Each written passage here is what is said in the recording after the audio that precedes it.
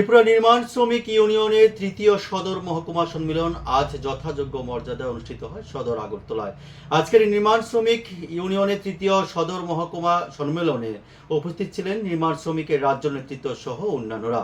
প্রত্যেকের বক্তব্যতেই কিন্তু উঠে আসছে বর্তমান সময়ে অর্থাৎ ত্রিপুরা বিজেপি আইপিএফটি তীব্রমাত্রার জোট শাসনে দ্বিতীয় সুশাসন 2.0 সরকারেও ত্রিপুরা নির্মাণ শ্রমিকদের অন্তর্গত শ্রমিকরা যে দুঃখ দুর্দশায় রয়েছেন তা কিন্তু বারবার ফুটে উঠছে এবং তাদের নানান আরও অন্যান্য বিভিন্ন সমস্যা জর্জরিত হয়ে রয়েছে, যার জেরে তারা বিভিন্ন সময়ে তাদের সমস্যাগুলো নিরসনের উদ্যোগ গ্রহণ করা হলেও সে সমস্ত উদ্যোগ মাঝপথে ভেস্তে যাচ্ছে এক দল মাতব্বরদের কারণে। এ কথাই কিন্তু বারংবার আজ ফুটে উঠছে ত্রিপুরা নির্মাণ শ্রমিক ইউনিয়নের রাজ্য নেতৃত্বদের মুখে।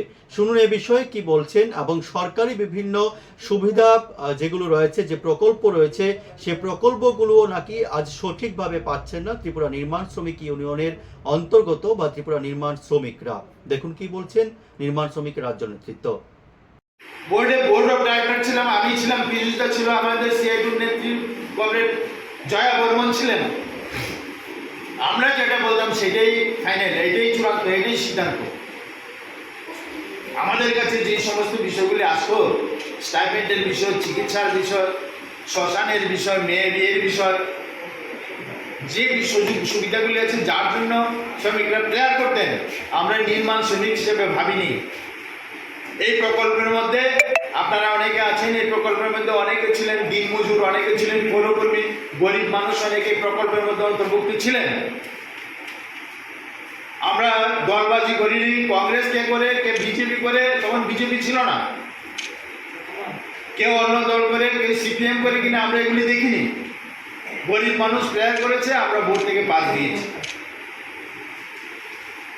এখন বোর্ডের অবস্থা খুব খারাপ। 1,05,000 ম্যাম ছিল, বোর্ডের রেজিস্ট্রি ছিল, কার্ড ছিল, বেনিফিশিয়ারি নিযুক্ত হয়েছিলেন 1,05,000 2018 সালে। যখন সরকার পরিবর্তন হলো তখন তারা সরকার এসে বোর্ডটা ভেঙে দিলেন।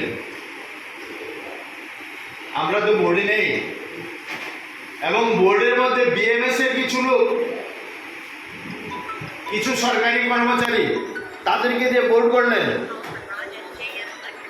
এবং নানানভাবে, নানান কায়দায়, নানান অজুহাতে এই কার্ডগুলিকে বাতিল করলেন। বর্তমানে কত কার্ড আছে জানি না।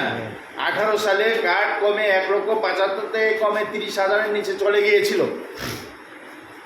আমরা মাস 6 আগেও আমরা একটা ডেপুটেশনে গিয়েছিলাম, আমরা বোর্ড সেক্রেটারিকে জিজ্ঞেস করলাম কত কার্ড আছে, বলছে 42,000 কার্ড হয়েছে। কার্ড করতে এখন 8 থেকে 10,000 টাকা ঘুষ দিতে হয়। আমার কাছে খবর আছে লেবার ইন্সপেক্টর এবং সিএইচসি সেন্টার যুক্ত